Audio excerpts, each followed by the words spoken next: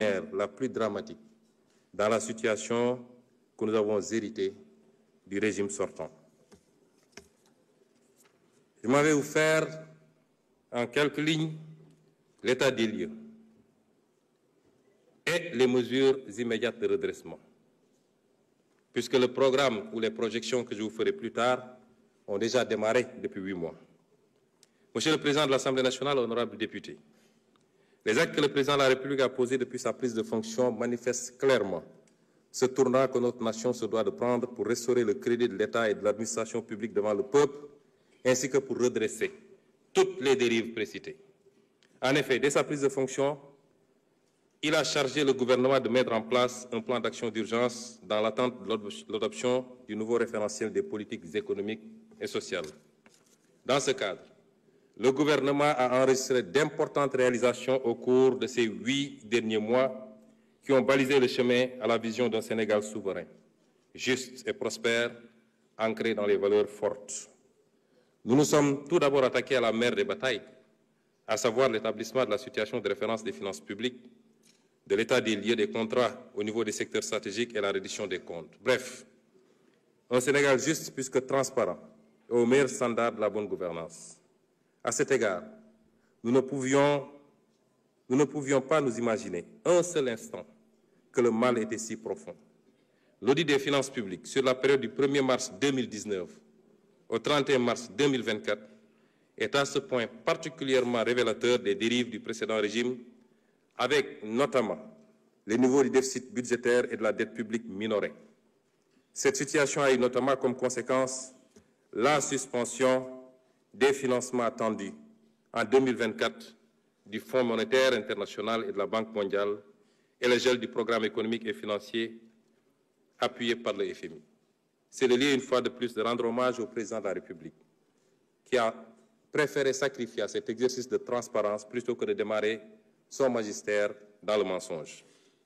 Il nous est également apparu indispensable, dans l'environnement laxiste ayant prévalu durant le dernier régime, de procéder à la revue de tous les contrats signés dans les secteurs stratégiques, en vue de nous assurer de leur conformité à notre législation. Maximiser les retombées économiques et sociales pour notre pays et préserver les ressources pour les générations futures.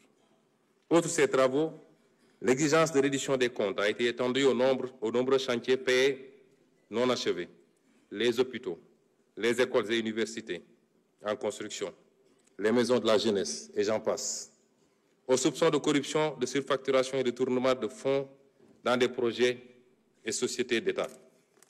Toujours dans ce registre, il a été procédé à l'audit des ressources humaines, trouvées sur place par les différents ministres à leur prise de fonction pour traquer tous les recrutements indus sous la forme de personnel contractuel. Pour donner une idée de l'ampleur des pratiques du régime précédent, le ministère en charge de la fonction publique a recensé environ 29 000 contractuels recrutés en marge de la réglementation en vigueur. De même, pour marquer une rupture nette dans le sens de la bonne gouvernance, le président de la République, le Premier ministre et l'ensemble des membres du gouvernement ont procédé à la déclaration de leur patrimoine dans les délais fixés. Enfin, de graves scandales ont été décelés dans la gestion foncière, qu'il s'agisse de l'occupation du domaine public maritime ou de l'accaparement de terres sans commune mesure par des privés et des sociétés civiles immobilières écrans, au niveau des lotissements des zones foncières, effectués notamment à Dakar, à Thiès, en particulier à Mbourkat. De manière plus grave et répréhensible, il est à noter de la prévarication et de la privatisation du patrimoine foncier et bâti de l'État. Pour rester dans ce registre de la bonne gouvernance, je voudrais également évoquer les avancées majeures enregistrées dans l'administration de la justice, dont le fonctionnement a été notablement instrumentalisé par le régime sortant. Une des réalisations majeures dans ce domaine au cours des 8 derniers mois a été l'organisation des assises de la justice avec la participation inclusive des citoyens. Les autres réalisations ou initiatives lancées ont trait à la protection des lanceurs d'alerte, la modernisation de l'administration pénitentiaire et la prise en charge judiciaire des dossiers des victimes de la période préélectorale. À cet effet, en plus de l'inscription budgétaire de crédits destinés aux victimes, il sera proposé à votre auguste Assemblée, dans les semaines à venir, un projet de loi rapportant la loi d'amnistie votée le 6 mars 2024 par la précédente législature. pour que toute la lumière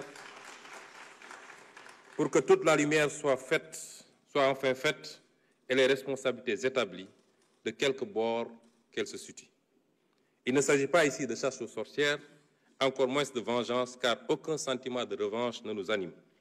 Loin de là, il s'agit simplement de justice, pilier sans lequel aucune paix sociale ne peut être garantie. Monsieur le Président de l'Assemblée nationale, honorables députés, la vision d'un Sénégal souverain a été prise en charge dès la formation du gouvernement, avec notamment l'exigence de défendre en tout premier lieu les intérêts du Sénégal et de ne plus jamais nous laisser dicter notre conduite dans la gestion des affaires publiques et la défense du citoyen sénégalais. Il en est pour preuve les positions ouvertement affichées par M. le Président de la République dans les instances internationales, que ce soit à la tribune des Nations Unies, au Forum mondial pour la souveraineté et l'innovation vaccinale, au sommet des Jeux olympiques du développement durable, aux réunions de l'Organisation de la coopération islamique. Nous militons pour un rééquilibrage de la gouvernance mondiale et le respect des valeurs universelles de paix et de droits de l'homme, en particulier la fin du génocide à Gaza et la reconnaissance des droits inaliénables du peuple palestinien. Au demeurant, au plan